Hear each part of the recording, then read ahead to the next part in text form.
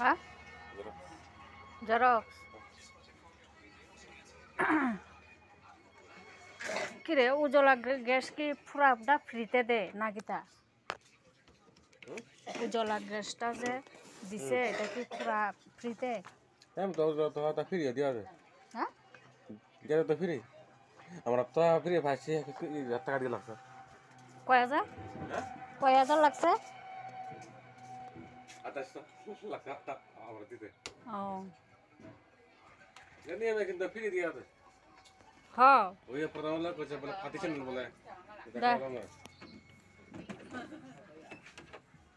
এটা care card